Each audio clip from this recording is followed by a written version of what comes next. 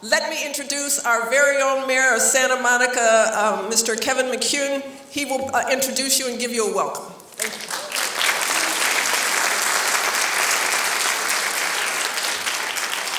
you. I'm Kevin McCune, and the mayor's traditional role here is to welcome you, so please consider yourself welcomed. Glad you're here. There's something more I'd like to say, though. The Reverend Martin Luther King Jr. famously spoke of the arc of justice bending toward justice, the moral universe bending toward justice. Yet at times, especially right now, we seem to see it bending the other way. For instance, how can we not see the injustice of children in cages because of their country of origin, their ethnicity? How can we not see the injustice of people's brothers and sisters and children unhoused, poor, reviled on our streets? How have we become so accepting of mean-spiritedness and poisonous Twitter? Have we forgotten the power of love and justice? Dr. Cornel West has reminded us, never forget that justice is what love looks like in public. Those of us in public life must remember that. Those of us in public life must live that. If we love our community, if we love our neighbors, we have to love all of our neighbors. Justice is for everyone, no matter what their national origin, no matter what the color of their skin, no matter whether they're housed or not. What better time in this day of commemoration for Dr. Martin Luther King Jr. for us to search our souls and ask what we can do, what we must do to bend that arc of the moral universe back toward justice. Thank you.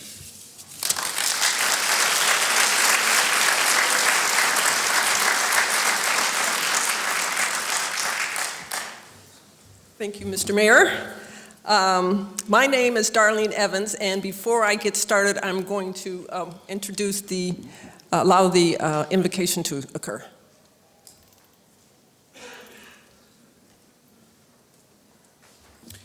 Good morning.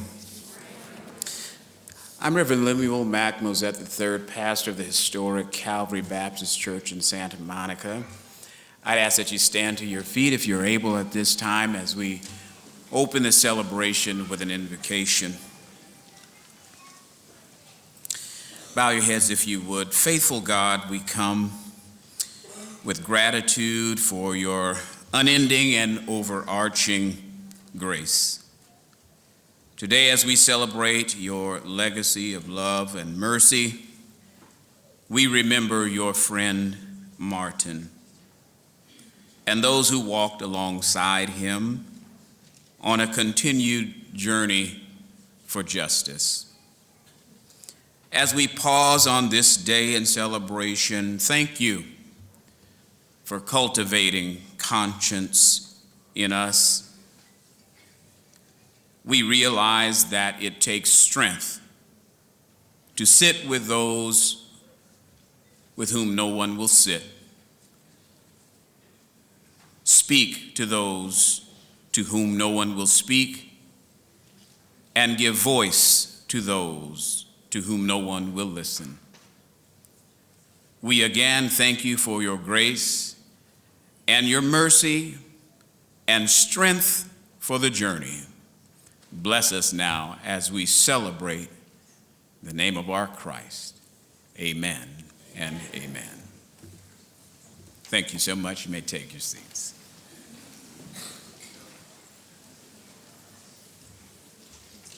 Thank you, Pastor. My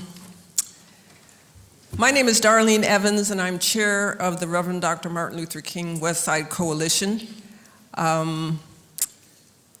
During his I Have a Dream speech, Reverend Dr. Martin Luther King said, "Now is the time to make real the promises of democracy." But unfortunately, the promises have remained unfulfilled. From its inception, democracy did not apply to everyone. Neither women nor minorities were included in the thought process of those who were going to receive democracy In spite of the vision created by the words in the Declaration of Independence, all men are created equal, and in spite of the preamble to the Constitution, we the people. But don't lose hope. Our democracy is a work in progress. It was never a static document or principle. It was always intended to be modified and moved and changed, and we now are the ones that are left to change it. 2020 is a very important year. It's important for a variety of reasons, and one of which is it's a new decade. It is also the 100th anniversary of the 19th Amendment, giving women the right to vote. Yay.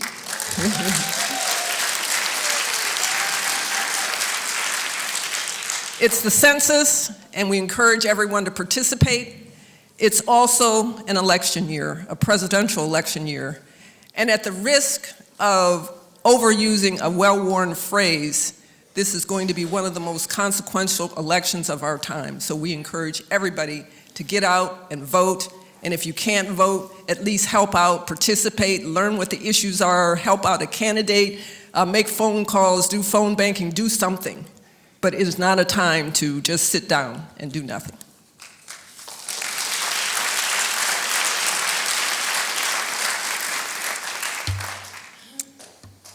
Before we proceed further with the program, we want to thank our sponsors.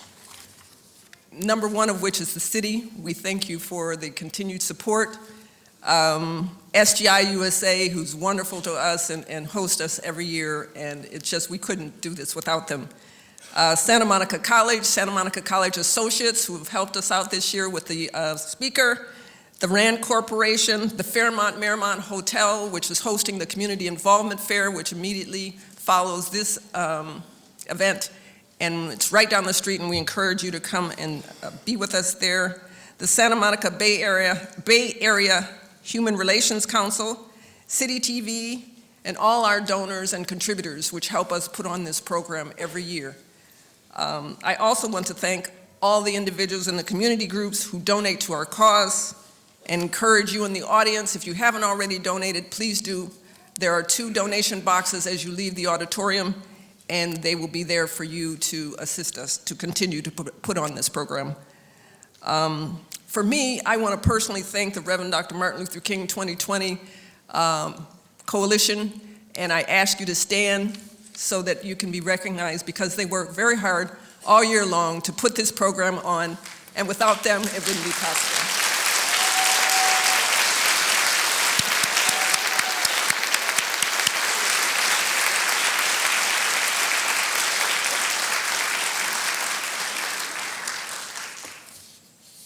And now, as it is our tradition, we want to welcome those who've attended today's event. So I'll start with federal, a la Nat Travis. Are there any federal officials out here? Okay. Next, state government. Anybody from the state government?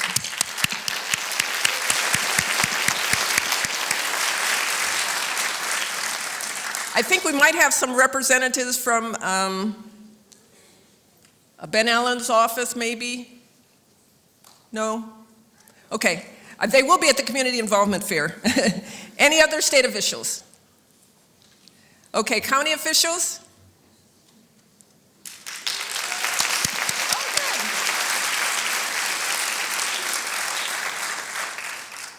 Okay, any other Santa Monica City Council officials other than Kevin, who was here earlier today?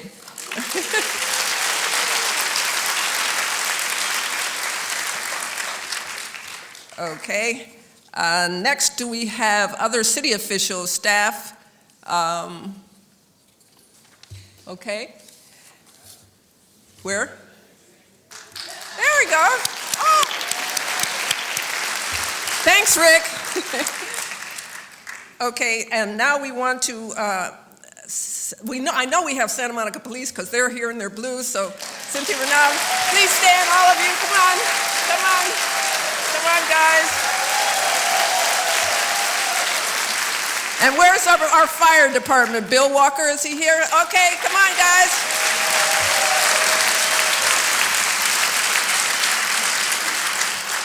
And Santa Monica College Associates, come on.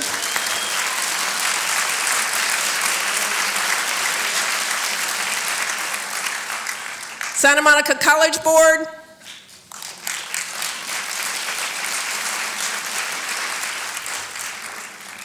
Okay, do we have any Santa Monica College President? Oh yeah, I didn't see Dr. Jeffrey. You're hiding back there.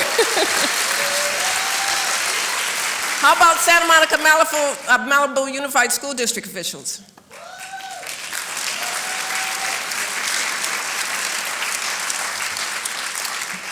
Okay, do we have any military here?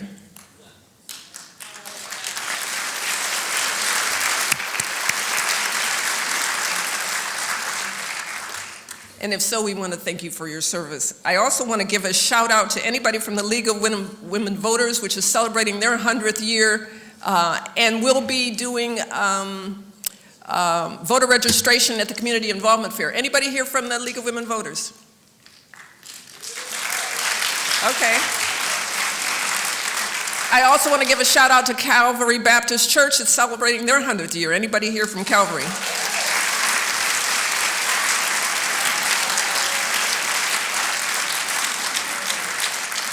And I know we have one person from New Road School, but do we have anybody else, Lutheran? All right. All right.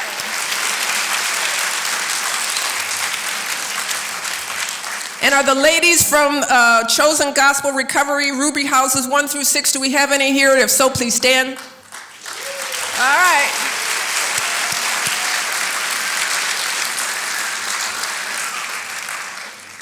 And do we have anybody here, Sean, Children's Life Saving Foundation? Did any of the kids come to this year? No? He was going to, maybe didn't make it. Oh, are you raising your hand? Are you from there? No, you're not. Okay. And Downtown Women's Center are taking the reins. Did anybody make it this time? Okay. And now we want everybody to stand. All our contributors, all our visitors, everybody, please stand and give yourself a hand for getting up this morning and coming out and being with us.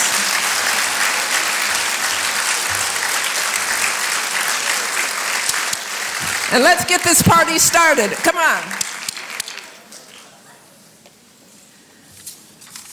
I would like to introduce to you the Santa Monica Boys and Girls Club of Mar Vista.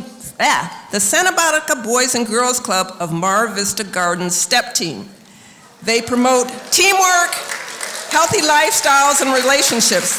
They've been performing for 6 years, coached by Antasha Cersei. They are here today to help showcase pride and dedication to our community. Welcome.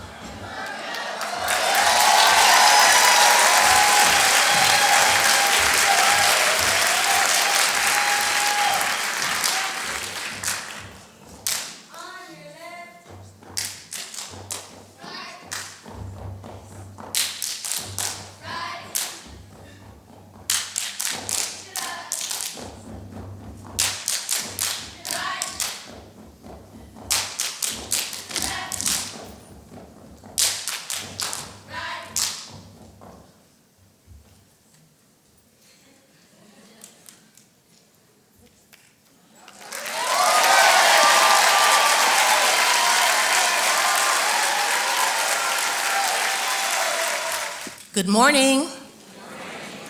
I'm Dr. Bernice Brown, and I am a member of the Dr. Martin Luther King Jr. West Side Coalition Education Committee.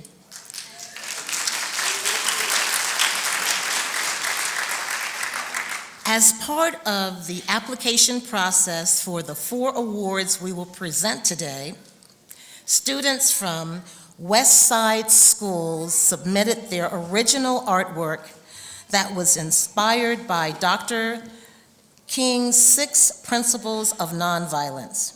This year, there are 6 finalists, 3 from Santa Monica College and 3 from New Road School.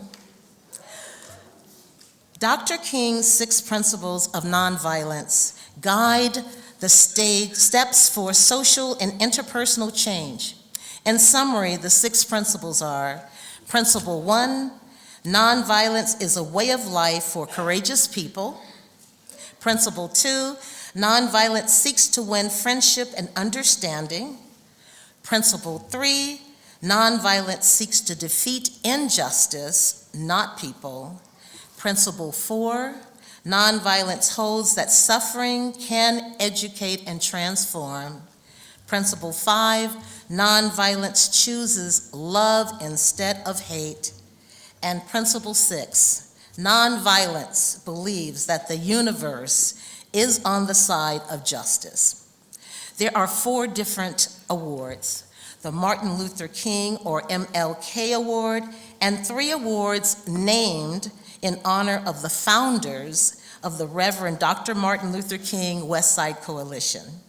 The Lily Bell Blakely Award, named in honor of Nate Travis' mother, the Saul Morrison Award, and the Clyde Smith Award.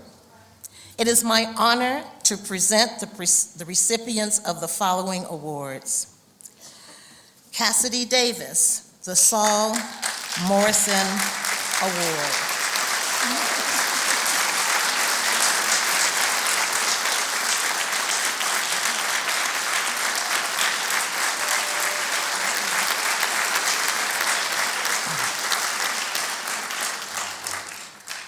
Jasper Elliott, the Martin Luther King Award.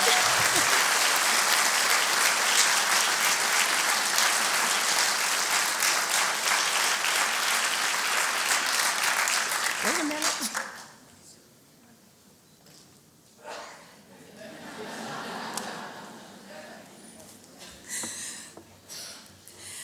Deshani Johnson, the Lily Bell Blakely Award. You know what?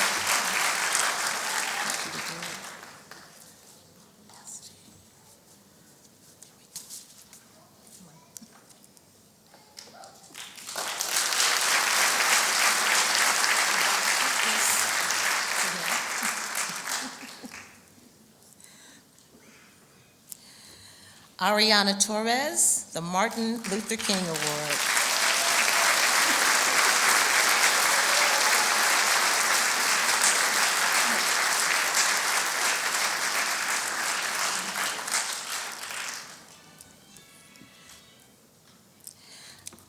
Aldair Vargas, the Clyde Smith Award.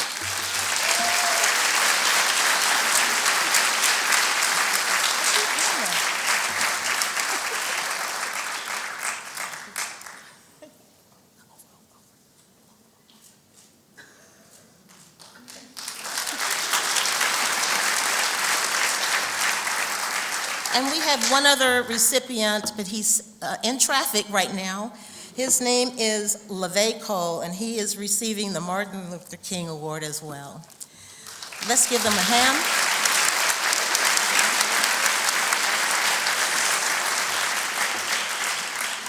Time does not allow for all of the students to speak today. However, one was selected to speak on behalf of the awardees. I would like to present to you Cassidy Davis.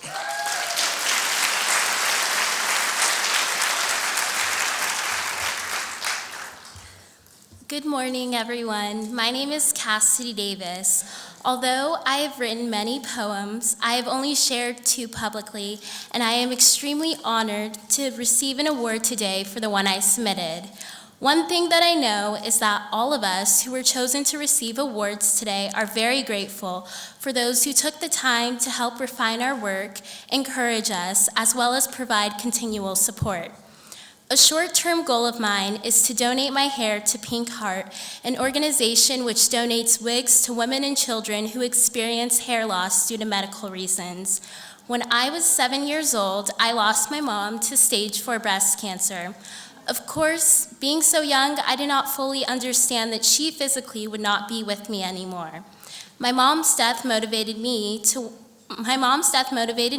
want to cut my hair and be able to give the gift of feeling beautiful to someone else. A long-term goal of mine is to become a psychotherapist and work with children who are struggling with eating disorders. In 6th grade, I developed an obsession with how much food I ate and the way that I looked. This cry for help started 4 years after my mom's passing. During middle school, this challenge had only gotten worse, turning into days where I would see how long I could last without eating. Still today, I experience the day-to-day insecurities of not feeling pretty enough or skinny enough, and at times it can be pretty freaking annoying.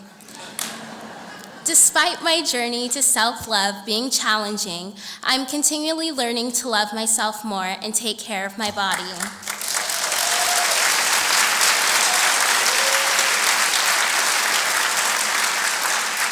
Focusing on helping children who may also be going through the same things as I am would be amazing. I would love to hear their stories and sayings that may or may not work well for them and suggest new ways of rediscovering their love for food again. My most recent goal is to publish a book, including some of my poems, before I graduate high school in May. I found writing poems was an extremely cathartic outlet for dealing with the death of my mom and my subsequent eating disorder. A common theme in Dr. King's principles is the use of the word nonviolence. These principles centered on the importance of handling situations in a peaceful manner despite conflicting emotions, realizing that tribulation can be a medium to education and reshaping viewpoints for the better. I would like to share a verse from the poem I submitted for an MLK Education Award. Some may ask what it's like being Black. For me, it's hard, knowing my brothers and sisters are being killed in their grandmother's backyard, for reaching into their pockets and pulling out a gun, but when the cops come to realize it, they realize it was just a cell phone. As I close, I would like to share a quote from Dr. Martin Luther King Jr. Nonviolence is a good starting point. Those of us who believe in this method can be voices of reason, sanity, and understanding amid the voices of violence, hatred, and emotion. Thank you again for this amazing opportunity, and congratulations to my fellow awardees.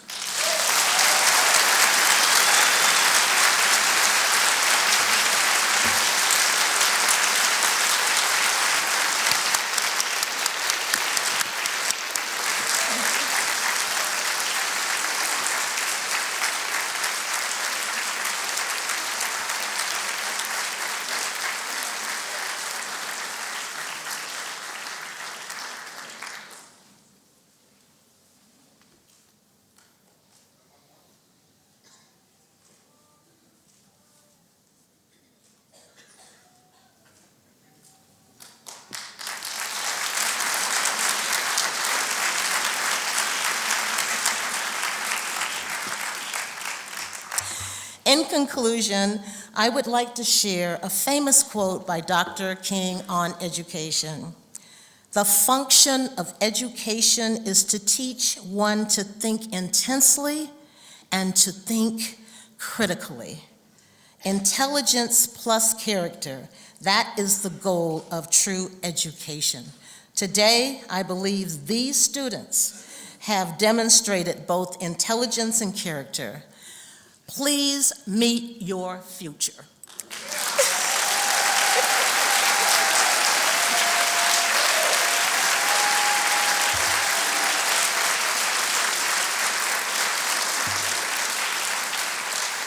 In addition to their awards, they also each received a certificate of recognition from Richard Bloom, Assembly Member of the 50th District,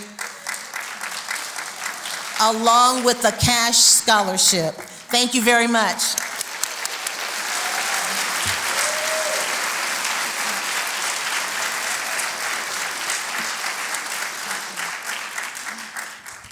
Is my living in vain?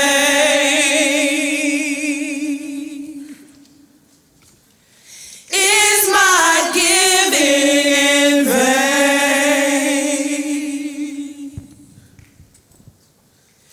Is my praying in vain?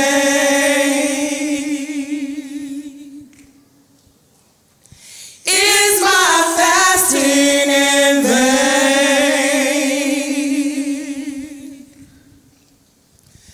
Am I wasting my time?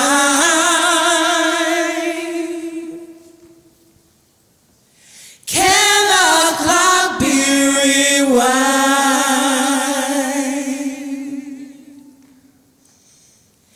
Have I let my light shine?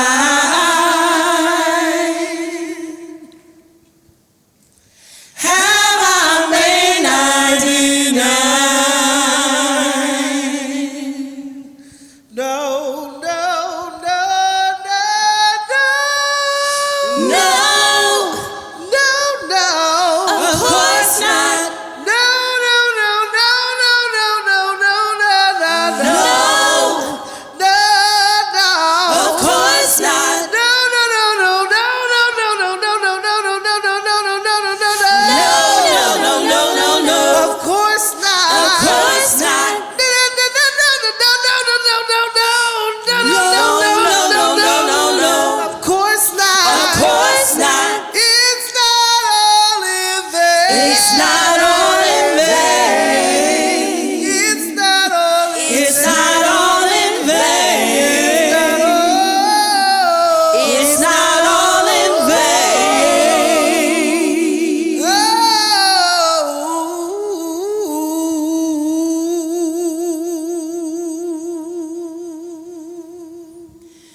Cause up the road, it's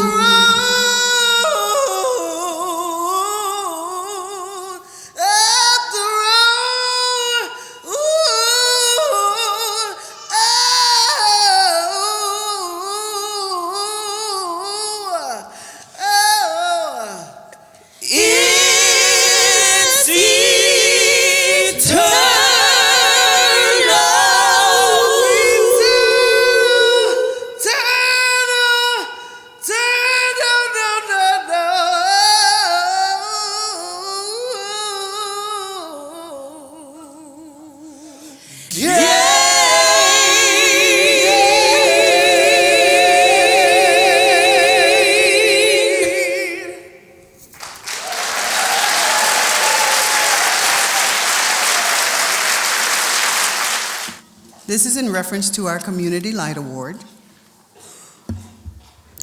Chosen Gospel Recovery Ministry. In 2002, Reverend Darlene Watley transformed a dream into reality, being a person in recovery from a disease that can swallow your life, destroy your outlook, and drown you in depression. She had received help in turning her life around and wanted others to find stability too. Today, her vision helps people in different religions, beliefs, and cultures in a program of outreach called Chosen Gospel Recovery Ministry. It provides assistance with substance abuse, homelessness, and mental illness in South Los Angeles. It offers transitional housing for women and children and gives spiritual enlightenment to the lost and confused. It's my desire to give back to the community, Reverend Watley has said, describing her sense of fulfillment. We educate and empower our women. This is the most rewarding thing I've ever done in my life besides giving birth to my 5 daughters. The educational component of her program provides training in communications, conflict resolution, and the elimination of risky behavior. They even help get DCFS cases closed, reuniting women with their children. There are 6 housing units in Chosen Gospel Recovery's ministry, numbered 1 through 6. All of them named Ruby's House, after the woman who Reverend Watley took me in during my darkest hours, loved me with the love of Christ, and pointed me in the direction of recovery. My program is designed on my experiences with her. Music is another arm of the program, employing Chosen Gospel Recovery songs in a variety of styles. Reverend Darlene Watley and group members, Reverend Cookie Smith, Tammy Poindexter, Brianna Barr, Lindsay Lee, and Deborah Day, the newest member, regularly appear at churches and social events around Southern California. Also, every October, they are featured performers on the Wave stage at the Taste of Soul in LA, which is LA's largest family festival. The music ministry is where they are able to open up the portals of people's souls to minister to them through song. Chosen Gospel Recovery organizes fundraisers and accepts financial donations and contributions of items like furniture, blankets, towels, toiletries, sponsorships, and mentorships are available as well to aid youth and college students. Reverend Watley has said, "This ministry is the Great Commission in full effect. This is what the Bible tells us to do. Our statement of faith is based on Acts 2:24 through 27. They devoted themselves to the apostles, reaching, teaching, and to fellowship, to the breaking of bread, and to prayer." That's what we really practice here.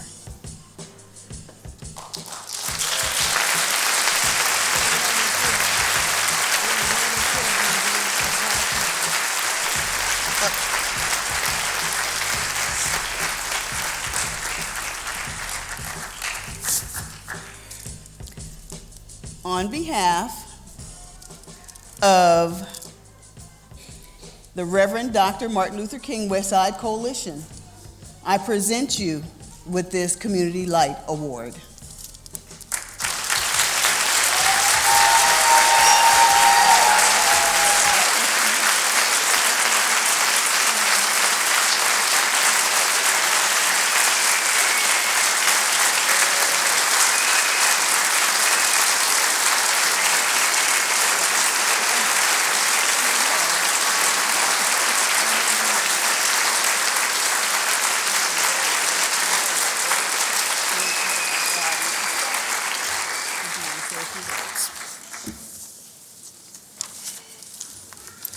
Good morning, everyone. I first want to start off by thanking God, who is the head of my life. I know that without him, none of this would be possible.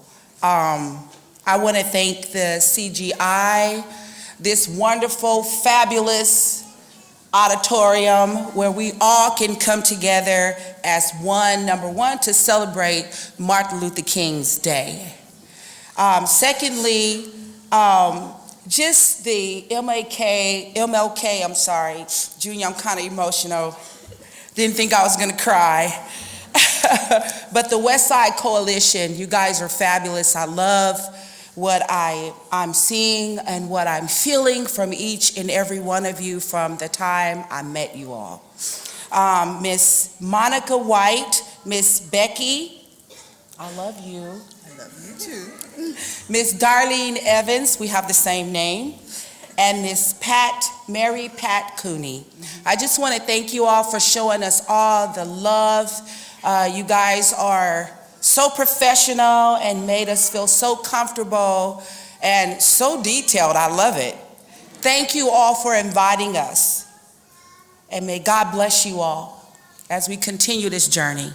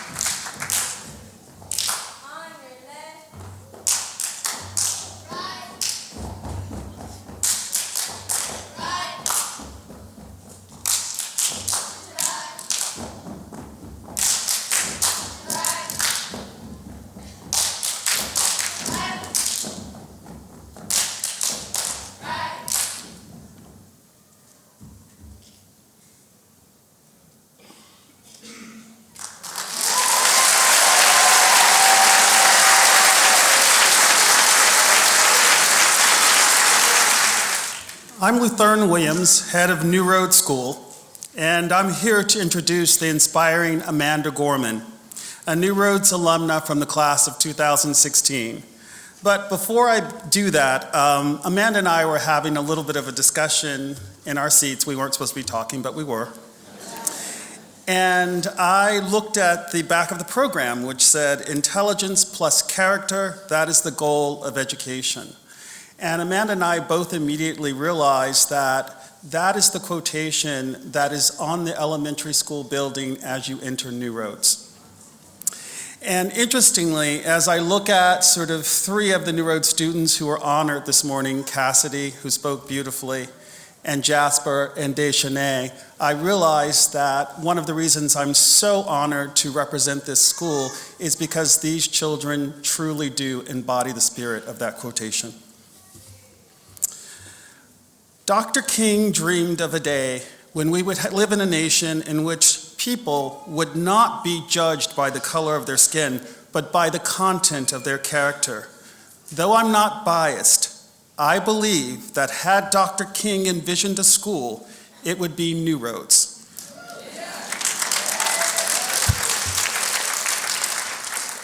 Which intentionally reflects the socioeconomic, racial, and cultural diversity of Los Angeles and our global community, and which respects the inherent dignity of each person. In fact, New Roads has forgone over $110 million in potential tuition since 1995 to support its robust financial aid program. Currently, over 40% of our students receive financial aid, and they come from 85 different zip codes.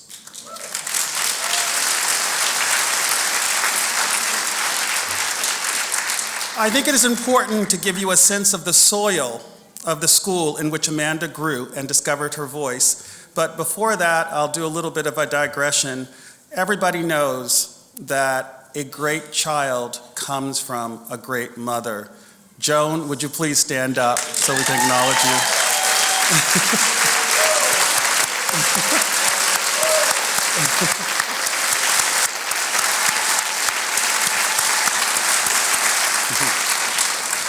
And I also wanted to acknowledge another New Roads alumna who started the school as a kindergartner and is Amanda's accomplished sister in her own right, a nationally known filmmaker who's a senior at UCLA, Gabrielle.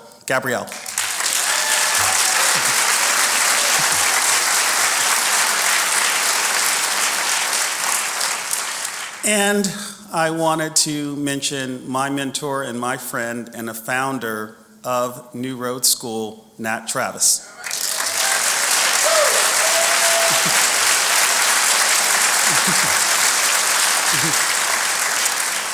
I have known Amanda for many years. She was a student at New Roads from kindergarten through high school graduation, and I'm here to tell you the content of Amanda's character is magnificent and courageous. She is a social justice warrior who reflects the values of her alma mater. Since Amanda was a young girl, she was determined to use her considerable talents to further justice, equity, and understanding of our common humanity. Well, before she graduated from high school, Amanda had earned an extraordinary list of accomplishments. She was a delegate for the United Nations Commission on the Status of Women. She published her first poetry book, The One for Whom Food Is Not Enough, in 10th grade. She was named a 2016 Milken Scholar. I was fortunate enough to be invited by Amanda to see her receive this honor. She sought a grant and founded One Pen, One Page, a community project that promotes literacy through free creative writing program for underserved youth. She was named the first Youth Poet Laureate of Los Angeles, the first Youth Poet Laureate of the West, and the first Youth Poet Laureate of the United States.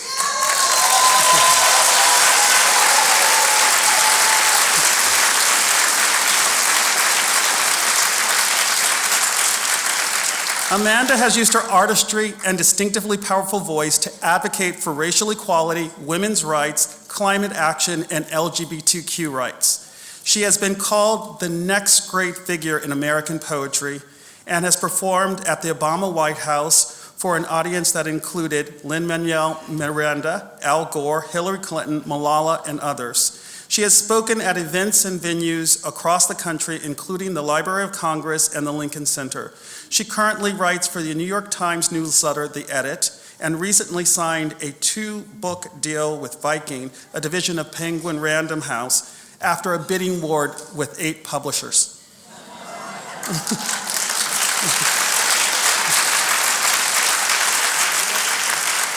She also recently traveled to Slovenia with Prada as a reporter on the company's latest sustainability project, and Amanda is still a college student in her senior year at Harvard, earning top grades and studying sociology.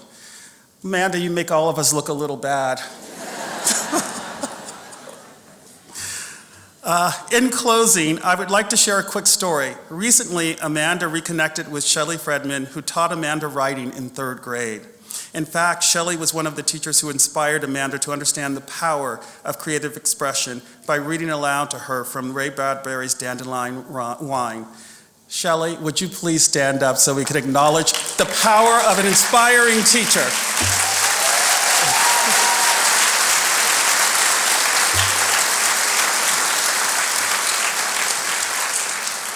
Shelley still teaches writing at New Roads Lower School and recently explored one of Amanda's poems with her student. One young girl, a fourth grader, was so moved and inspired by Amanda's work that she wrote a poem in a comparable style. With the girl's permission, Shelley sent the poem to Amanda. And in spite of a schedule that includes acing her senior year at Harvard, writing and presenting poems on the enduring promise of American democracy in perilous times atop the Empire State Building, that's pretty impressive. And writing for the New York Times, Amanda immediately read and sent very thoughtful praise and feedback. She asked Shelley to give her email address to the young poet and said she would be happy to review her future work. Not every fourth grader can claim a National Youth Poet Laureate as a mentor. I think you will all agree that our country, our world, needs leaders like Dr. King and like Amanda Gorman. People who possess an innate drive and passion to lift others up and to articulate what we can be. Amanda has long told her New Roads teachers that she intends to run for president of the United States in 2036. And we are all looking forward to casting our vote for her. I hope to still be mobile then. And Amanda, can't you hurry things up? 2020 looks good. We are so proud of this young woman who embodies the courageous character that defines New Roads students and promotes social justice in the world. Please join me in welcoming the singular Amanda Gorman, who is a messenger supporting the universe in bending its moral arc toward justice. Thank you.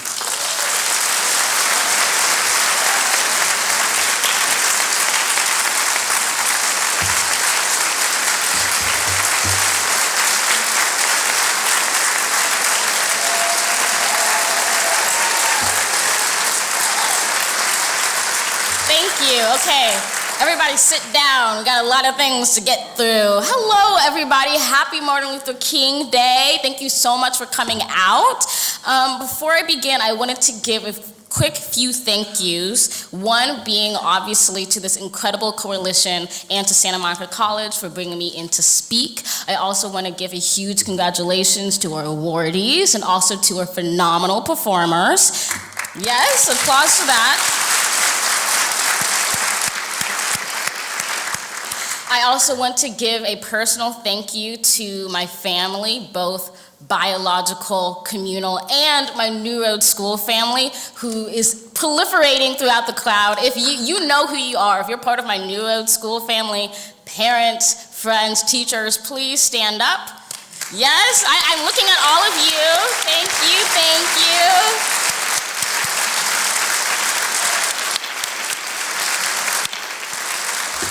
I'm just very impressed because usually when I do a reading, I'm somewhere on the East Coast and nobody knows who I am. So it's always heartwarming to have people who I love be present. Before I begin, I want to give a quick acknowledgement that we are on Tongva land, Tongva being the indigenous tribe which inhabited the Los Angeles area for 10,000 years. And I thank them for harvesting the land and creating what we are now celebrating today.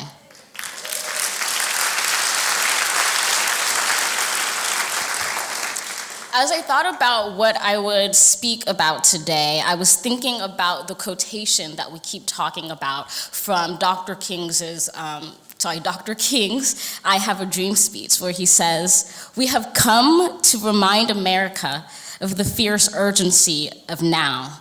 Now is the time to make real the promises of democracy." And this is something that I learned at New Roads. Again, thank you so much to Lutheran for that fantastic introduction. And so I decided that was something I wanted to address today, the project of what it means to actually realize democracy. And so I'm going to do my keynote a little bit differently from how I usually do it. I'm going to talk about 3 tasks that I think MLK calls us to, and I'm going to speak on them. But sprinkled throughout, I'm going to have a bit of poetry because that's what I do. How does that sound to everybody? Okay, good. The first task that I'm going to talk about when it comes to social justice is the challenge of the now. The second is making our democracy real. And the third is giving purpose to the promise. And so to start with what it means when we take up the challenge of the now, I think it's easy with the socio-political moment that we are existing in to think about the rise of bigotry, hatred, and intolerance, not only in our country, but also around the world. But I think when we're thinking about social change and activism, really the challenge of now transcends time, and it surpasses the soul moment that we're living in, which is to say, one of the greatest impediments that anyone who wants to make change faces is convincing others that now, that today is the time to act, as opposed to waiting until tomorrow. And I point that out because that is something that activists have faced across time, whether we're looking at the civil rights movement or even the urgency that abolitionists needed to have in convincing people that it was today that the slave trade needed to be eradicated, not tomorrow, not decades from now. And so when I think about what it means to take up the challenge of the urgency of now, I think back to this poem that I wrote. An excerpt from it I'm going to read. It is called Waiting with the Gourd Moon. I dream of the world and its existence before me. I lightly trace the scars slave ships scraped into the Atlantic's broad blue back until I am in Africa. I want to come home to you. You who sketch ancient brown rhythms in my chest, you who drag hieroglyphs with your feet in milky sands, you who resurrect palaces and pharaohs while your voice climbs the silver rungs of stars. You who wind the Nile tight round my wrist and stretch my smile wide as the Sahara. You who hum heritage into my flesh with a womb of roots within you. What I learned from writing that poem is that if I look at the full expanse of time, of power, protest, hope, and strife that originated in Africa and then beaded its way all the way to me, if it took all that history to get me here today, how could I not speak up? If it took so many yesterdays to bring a Black girl to be a poet and to be standing on the stage, how could I not treat today as a gift to be given to something larger than myself? And I think this applies to all of us, that in our daily lives, we can take time to both honor and understand our interconnected histories, because only then can we fully appreciate the seriousness and the solutions of the now. I think we're seeing that, for example, in the climate movement, where it's deeply informed by this understanding of the history of modern human industrialization and what that has done to our planet. And with that, it brings with this awareness of a crisis, but also a call to action of a solution and change that can be made. The second important task I want to speak about is the task of making our democracy real. And by this I mean ensuring that the democracy doesn't just live on paper, such as the Declaration of Independence, the Constitution, or the Civil Rights Act, but certifying that those values are actualized in effect for everyone. I'm a poet and a sociologist, so one of the things I find most fascinating about the civil rights movement is the language that sprung up from it, the idea of how these activists spoke their own truth to power. A few years ago, when I was a sophomore in college, the New York Times commissioned me to write a coda to Black History Month, no pressure. I literally was like, I'm a sophomore, I don't know what I'm doing, and I also have essays due tomorrow. How am I possibly going to write this brand new sparkling gem about Black history? And over time, I realized that perhaps the world would be better served not by me trying to say something new about Black history, but trying to repeat something very old that I thought should be heard from again. And so what I did is I took the textual materials that are housed at the Black History Museum in DC, also not only from the Civil Rights Movement, there were protest pins and flyers, but also from the Black feminist movement, because I think a lot of times Black women get erased from the idea of leadership in the Civil Rights Movement. And so I collaged and gathered all of those textual materials, and I composed those phrases into this poem. I'm going to read an excerpt, and it goes, "Old Jim Crow got to go. Whose face is white as snow, everywhere Daisy goes, no dogs, no Negro, I am a man. I am the way I am. I look the way I look, I am my age. I am a man, Black Power core, Malcolm X speaks for me. He died to make men free. Malcolm Martin's legacy, one man, one vote, SNCC. Don't you want to be free? Women, free our sisters. What can a girl do? What have women done? What can you do? End racism and suppression. Testimony from a Black sister marks a new beginning in the hearts, in the minds, in the souls of all Black men and women. Get it together.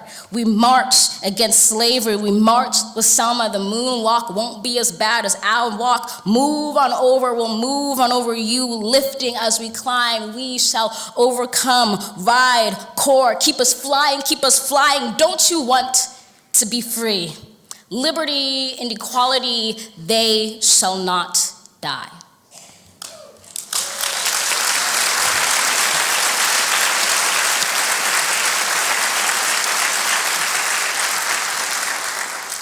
What researching the text from this historical period taught me is that in our actions and in our words, we must live up to our own idea of a real democracy, even if that democracy has yet to be realized.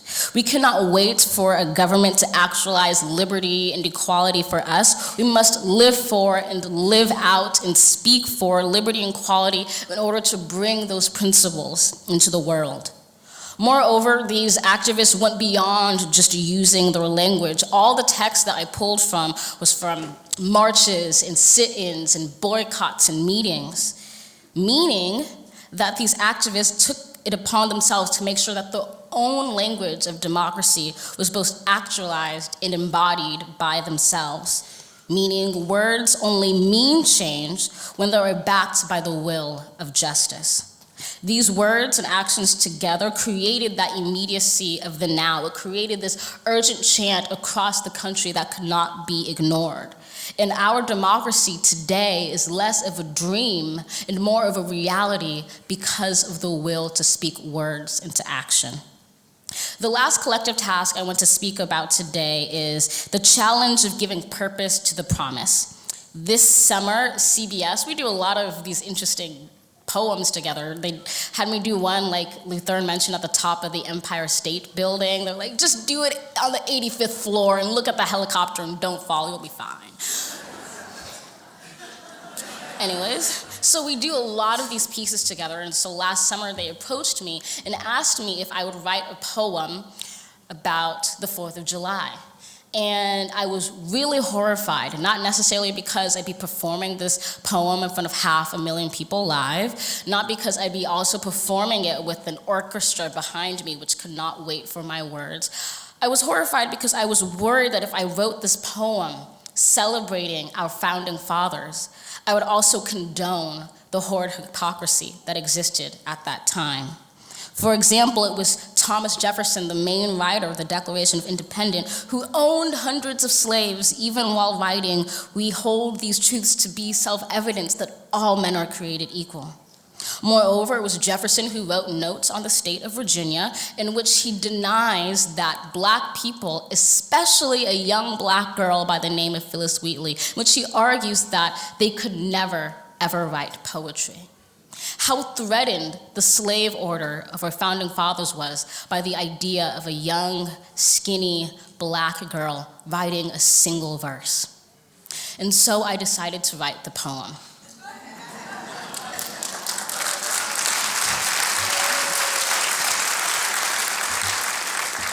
But I gave myself some parameters. I was going to write this poem, but in it, I was going to take up that challenge of the now. I was going to speak with urgency to the moment. I was also going to attempt to communicate what a democracy might look like if realized.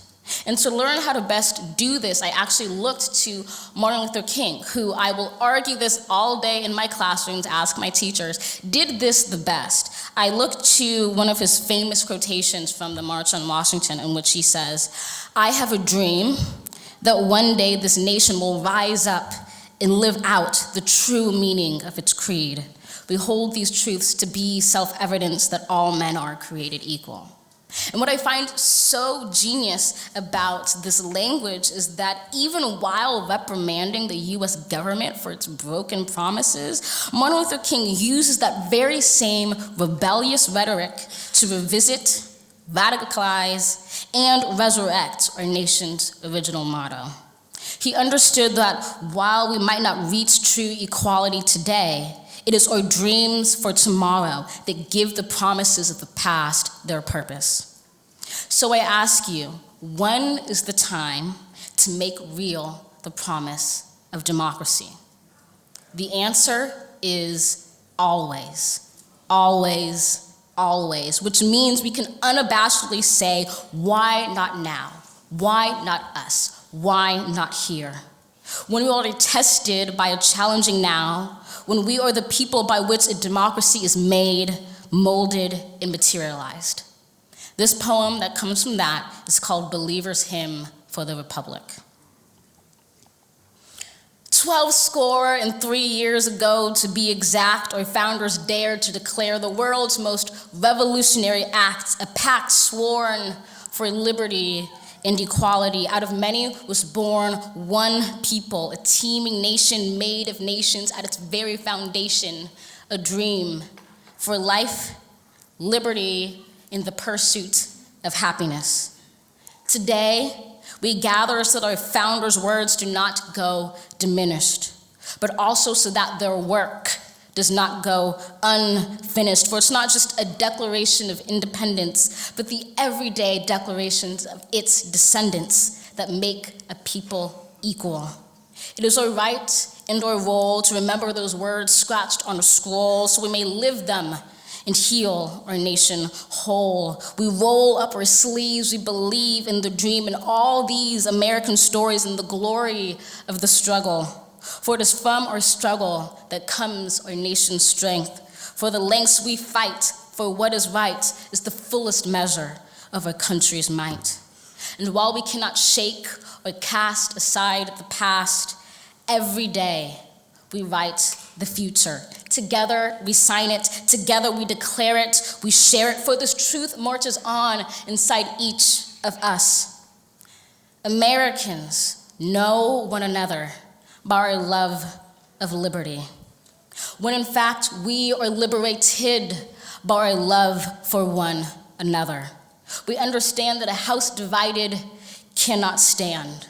So let us make a pact to be the country that acts as compassionate as we are courageous. In the Declaration's pages, we write a new order for the ages, where out of many, we are one, bright as the sun and bold as an eagle, a nation of all people, by all people, for all people. Let us move forth with our cry to redeem the dream, as we remember those words forever ignited that we, the people, have so long heard and recited, that we are right to stand, but we are revolutionary when we stand united.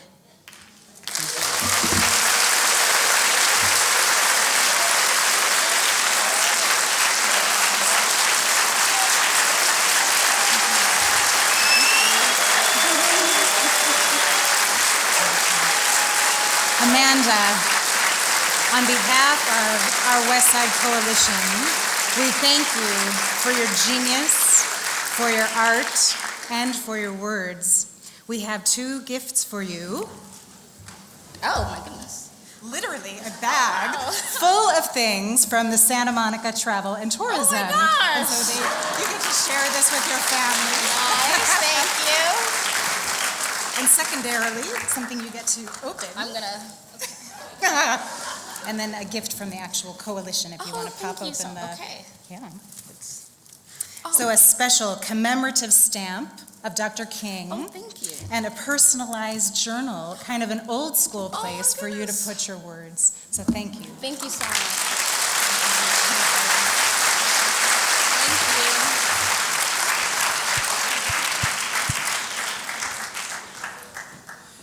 you. Before the music started, now that my tears have stopped flowing, I really got emotional and just quite frankly went blank. But I just want to thank my group, especially Sister Tammy, who wrote that for me, that I did not have any idea who she was talking about at first. And then it just hit me, this is my life, and I got extremely emotional. But I want to also thank Brianna, Sister Lindsay, and my ride or die, Pastor Carolyn Cookie Smith, who have been rolling with us since 2004. My family in the back, and my rubies. Amen. More rubies. All right. So this is a song that we want to bless you with. And as soon as the music starts, I want us to put our hands together and celebrate.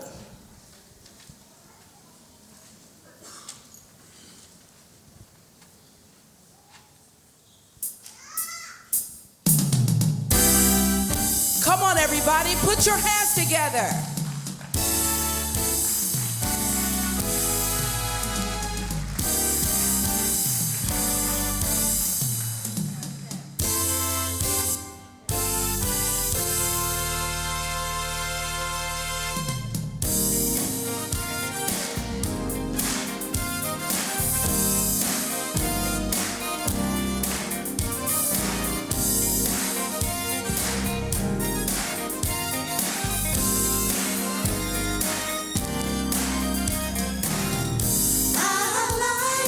Living this kind of life, I'm living a blessed life. I like living this kind of life, I'm living a blessed life. I like living this kind of life, yeah, yeah. I'm living a blessed life. Hey, yeah. I like living this kind of life. I can speak to mountains, they will be moved.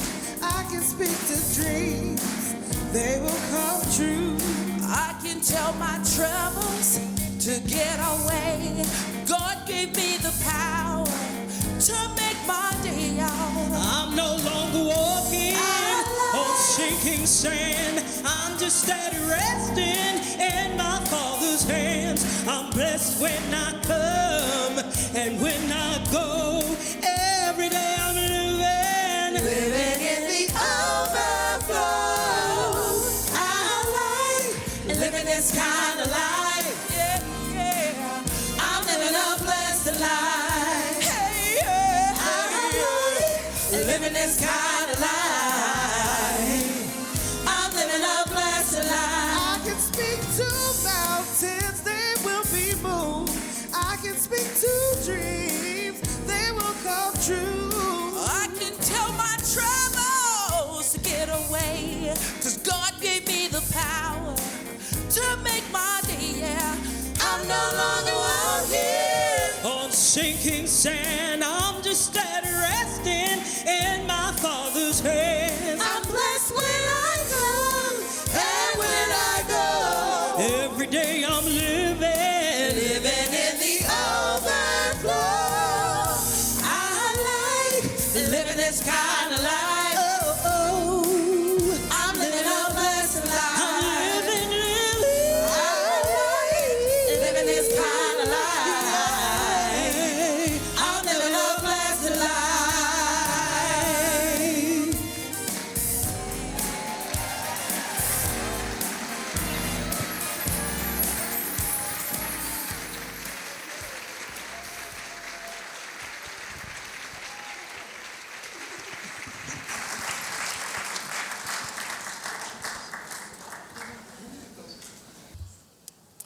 Freedom is never voluntary, given by the oppressor.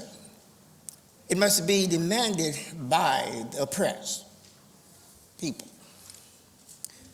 Peace is not merely a distant goal that we seek, but a means by which we arrive at that goal. Man must involve for all human conflicts and methods of which rejects revenge, aggression, and retaliation. The foundation of such method is love.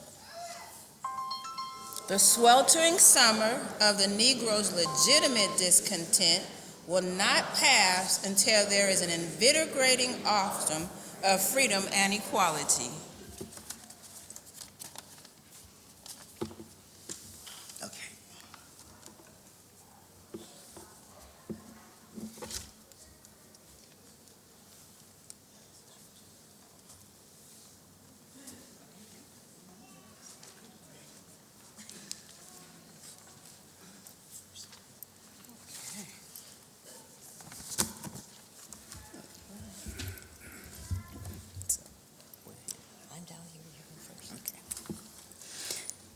The question is not whether we will be extremist, but what kind of extremist will we be? Did we lose them?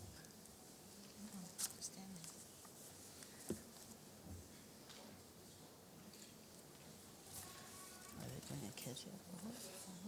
Okay.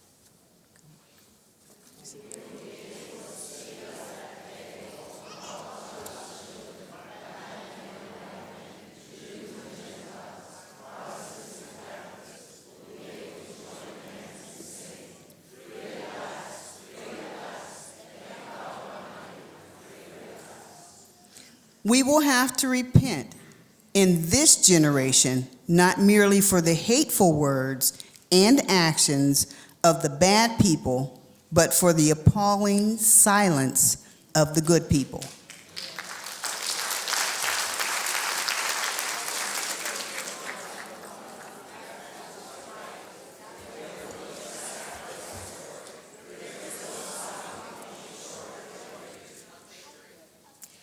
Every man must decide whether he will walk in the light of creative altruism or in the darkness of destructive selfishness. This is the judgment.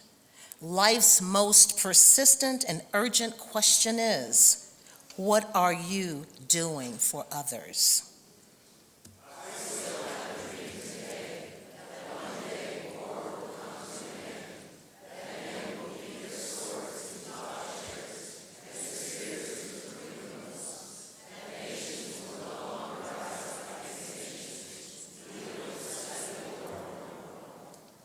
Ultimately, a great nation is a passionate nation.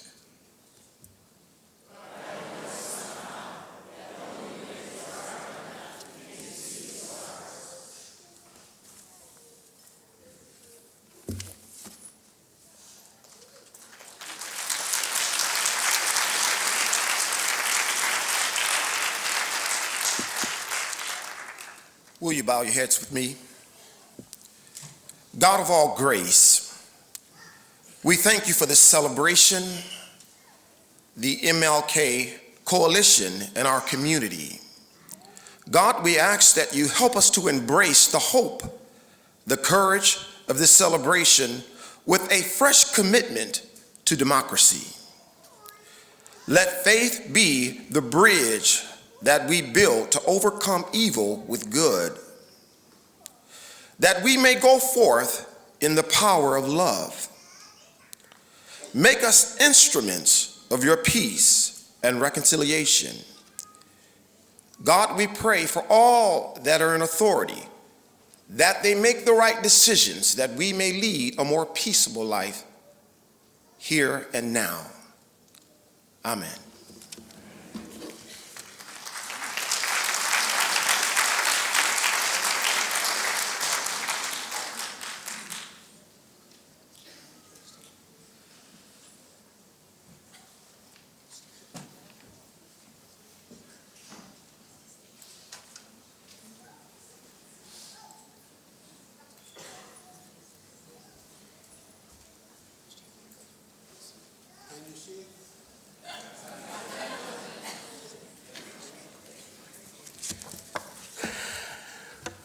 Good morning.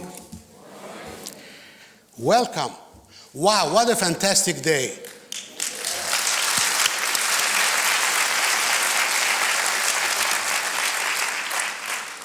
I'm not nervous. I'm so nervous I'm going to... I thought I could never be nervous, but really, you know what? I enjoy being here today because I see all my friends here. We're honoring a special, very special MLK Dr. King's Day. Thank you for being in, and thank you for allowing me to speak in front of you. Whoever doesn't know me, my name is Eddie Gerboyan. The way you pronounce my name is girl and boy. Drop the L, becomes Gerboyan. I am the president of the college, Santa Monica College Associates, and I'm honored to be here today presenting our college because every year we sponsor this event. And again, this year we sponsored it. And SMC is having 9-year celebration, right, Dr. Jeffrey? And doing amazing things for our students. The Associates is a group of friends. We raise funds to help the students' basic needs. And just like the King and New Road has inspired so many, the SMC Associate wants to engage and inspire our students just the same. Thank you.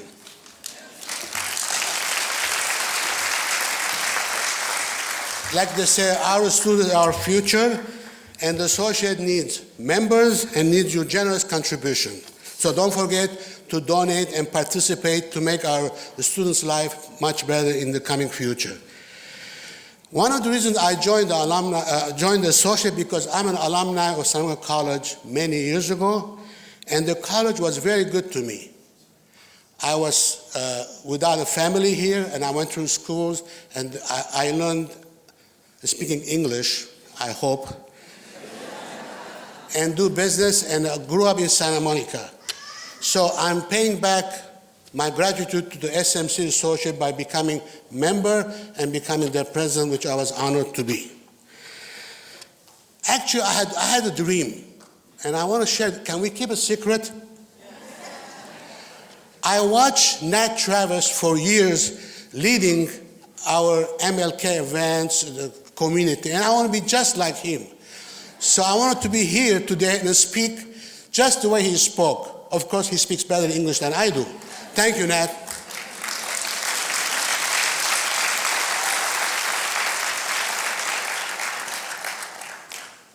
Again, I will remind everyone, the fabulous Miramar Hotel is once again hosting the Community Involvement Fair this morning. Please join us there. You will see our booth and information to get involved and keep Dr. King's legacy alive for Santa Monica students. Come visit the associate booth and participate. Before I forget another thing, donation boxes are out there. Your donation, any money you have, coins, change, we take American Express also. The parking will be closed at 12:30. So let's all visit the Fairmont Miramar. 12:30, what did I say? I don't know. What was 12:30? 12:30. Just give them half hour enough. Anyway, I want to thank you. God bless you and God bless America. See you at the fig tree, under the fig tree. God bless. Bye-bye.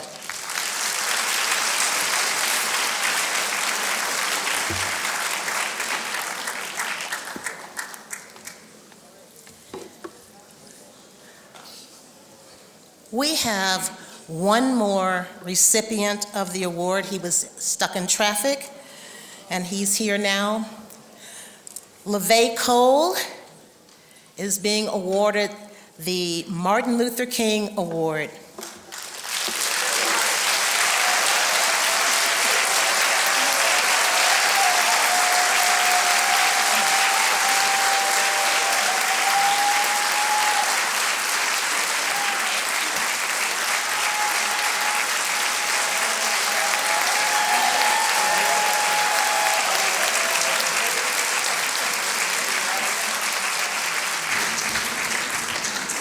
Thank you very much. And as is our tradition, please everybody stand, hold hands, and we shall sing, We Shall Overcome.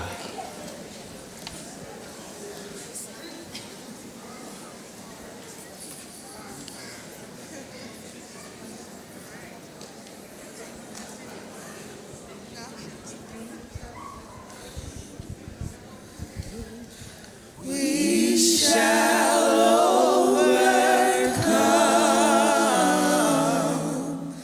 We shall overcome. We shall overcome someday.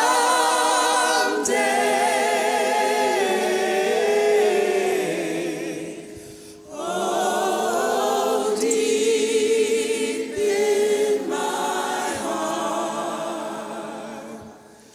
I do believe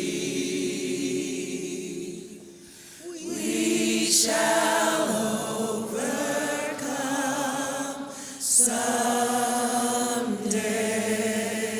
We'll walk hand in hand. We'll walk hand in hand. We'll walk hand in hand. We'll walk hand in hand someday.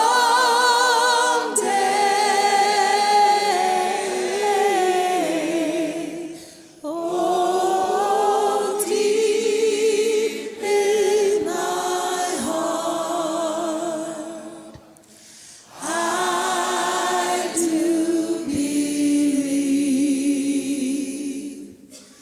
we shall overcome someday.